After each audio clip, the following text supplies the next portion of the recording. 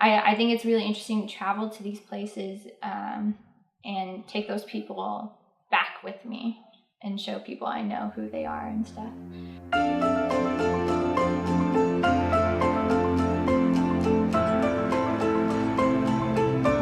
My name is Cassidy Fritts and I'm a local artist. I primarily work with two-dimensional surfaces. I do painting and drawing. Since I do portraits and I'm like a super empathetic person, when I meet people and I really feel like a genuine connection, or I feel like their story is really unique or something like that, I usually try to highlight that in my work.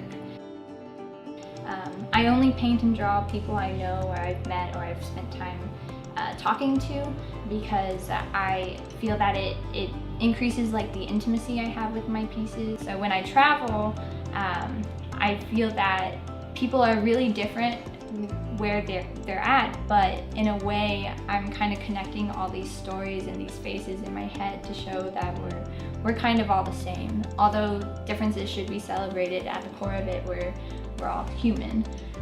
So when you look at a lot of my work, a lot of the faces, they don't have eyebrows, they don't have hair, they don't always have their natural skin tones, because I'm trying to kind of point out that we all exist as these just human faces, and you can see similarities in each other.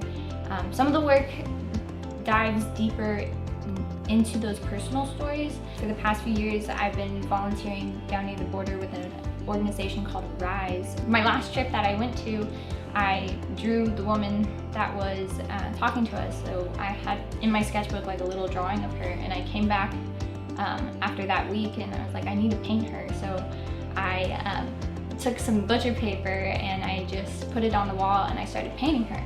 And then I was relaying some of the stories that she was telling us and like translating it into like what I thought she was really saying, and I put it in text in the backgrounds and stuff, and it was kind of my way of reflecting, but also my way of, if this ever gets shown, people will be able to see that and connect with her. Stacy is an awesome place. It's my favorite place to be ever.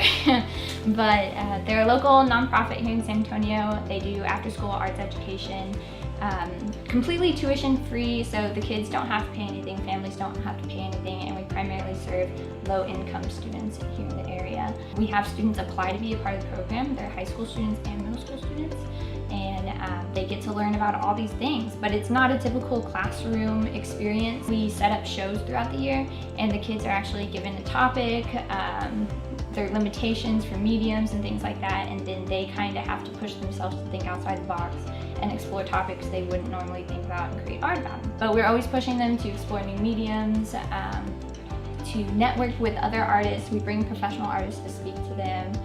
We're also a college-going institution, so we make sure that all of our students have access to the tools they need to apply to college and go to college. But we don't just produce artists, we produce creative leaders. So all of our students that come in, they're not necessarily all interested in becoming professional artists in their future, but art is a great way to teach you skills like time management, creative problem solving and other things, leadership, that kind of stuff. So when our students leave, they're the creative leaders of tomorrow.